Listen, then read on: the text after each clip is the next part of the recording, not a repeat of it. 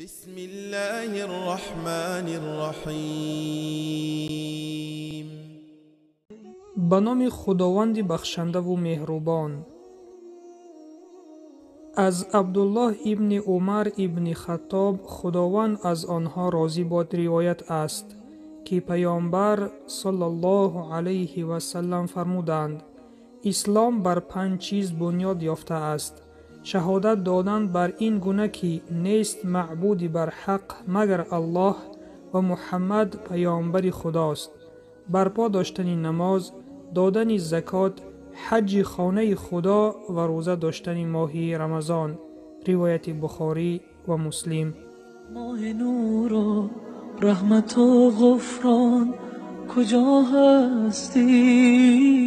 ستون اول اسلام شهادت دادن بر آن است که نیست معبودی بر حق مگر الله و محمد پیامبر خداست.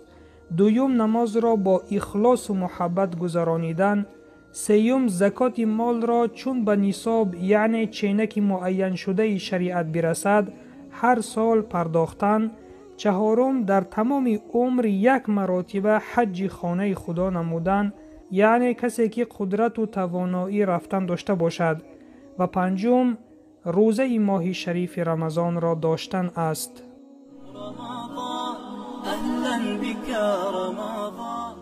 شنونده عزیز، به همه ما معلوم گشت که ستون اولین اسلام این اعتقاد است، یعنی انسان اعتقاد میکند که خداوند یک است و محمد صلی الله علیه و سلم پیامبر است. و باقی مانده ستون دوم و سوم و چهارم و پنجم همه این عبادت های بدنی می باشند، یعنی نماز خواندن، زکات دادن، حج کردن و روزه ماه شریف رمضان را داشتن.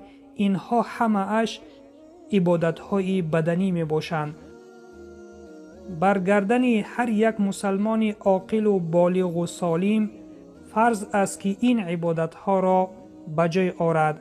اگر او یکی از این عبادت ها را به عذر ترک کند گناهی کبیره کرده است، باید توبه کند و بازگردد. و کسی که اگر یکی از اینها را انکار کند از اسلام خارج می شود. و کسانی که می گویند که گپ در دل است، دل تازه باشد شد، نماز هم نخوانی، روزه هم نداری می شود، بدانند که آنها خطای خیلی بزرگ کرده اند. چون الله سبحانه و تعالی و پیامبر صلی الله علیه و سلم به ما امر میکنند که این عبادت های بدنی را ما انجام بدهیم. بله، تازه بودن دل خیلی مهم است و این چنین عبادت های بدنی را انجام دادن نشانه تازه بودن دل هر یکی ماست، چون که دل تازه همه وقت پیروی الله و پیروی پیامبر صلی الله علیه و سلم می باشد. از خداوند همه ما را به راه راست هدایت نما.